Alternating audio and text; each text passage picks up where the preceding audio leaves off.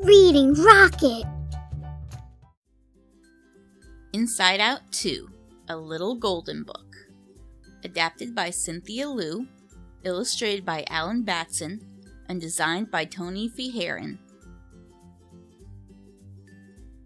13-year-old Riley was the star hockey player for the Foghorns. They won the championship game.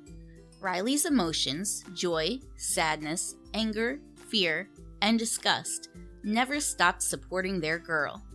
They had helped her build a beautiful sense of self from her beliefs and memories. It said, "I'm a good person." Riley was invited to a hockey camp. It was run by the coach from Riley's future high school team, the Firehawks. Riley remembered past mistakes she'd made and wondered if she'd be good enough for the team. But Joy wasn't worried at all. Any bad memory that made Riley upset went straight up to the back of the mind.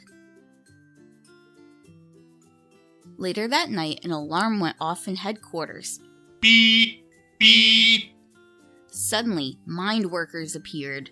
They tore apart the console and made a few updates. After all, Riley was a teenager now. It was time for some big changes. The Emotions tried out the new console, but every time they pushed a button, Riley overreacted. First, she snapped at her mother.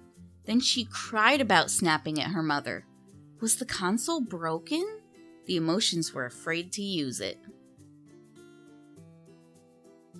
Soon Riley was off to hockey camp with her friends Bree and Grace. But they had bad news. They'd been assigned to a different high school. Oh no! What would Riley do without them next year? Then Riley bumped into Valentina Ortiz, the Firehawks captain. Gulp! Val was her hockey hero. Back at headquarters, Joy got her own surprise when 4 new Emotions arrived. Anxiety couldn't wait to help Riley. Envy wished she was as tall as everybody else. Embarrassment was sweet, but not much of a talker. And Ennui? She was bored with everything except her phone. Anxiety was determined to get Riley onto the Firehawks team so she would have friends in high school. Joy thought Riley should just have fun. She inspired Riley to take silly selfies with Bree and Grace. But the coach wanted them to focus. She took away everyone's phones. Riley was so embarrassed. Anxiety was certain that Riley wouldn't make the team if she didn't change. She needed a newer and better sense of self to become a newer and better Riley. Anxiety yanked the sense of self from its pedestal and launched it to the back of the mind.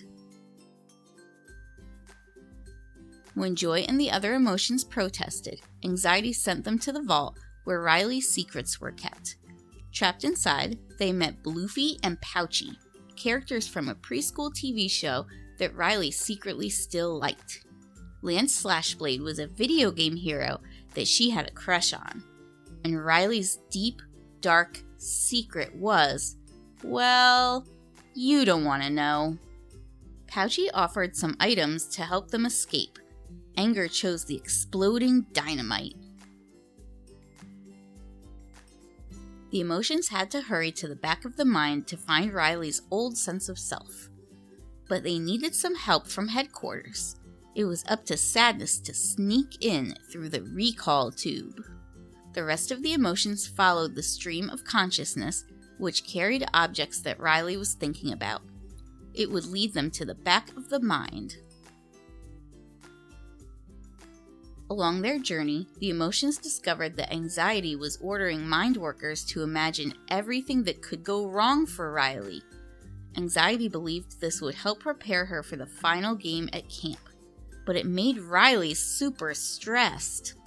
So Joy started imagining things going right for Riley. One by one, the mind workers joined her. But then the mind police showed up. The Emotions escaped by soaring away on a giant balloon. Anxiety needed a new plan and ideas to prepare Riley for the game. She started a brainstorm. Ideas rained from the sky, pummeling the Emotions and their balloon. It was going to pop. Suddenly, a big idea swooped by. The emotions leapt onto the idea and soared out of the storm. Now Riley was ready for the game. She tried to look and act like a firehawk. Grace and Bree hardly knew their best friend anymore. Meanwhile, the emotions finally reached the back of the mind. They discovered a massive mountain of all the bad memories Joy had thrown away. Riley's old sense of self was at the top. Back in headquarters, Sadness got caught before she could help her friends. But it was already too late. Anxiety had created a new sense of self. It now said, "I'm not good enough." Anxiety pushed Riley even harder, but during the big game, Riley doubted herself. The pressure was too much for her and for Anxiety. Joy and the emotions found Riley's old sense of self, but without Sadness's help, they had to figure out a new way to return to headquarters. They released their memories, sending them tumbling toward the belief system. The four friends went along for the ride. As the bad memories poured into the belief system, new beliefs sprouted, creating a glow that was brighter than ever before.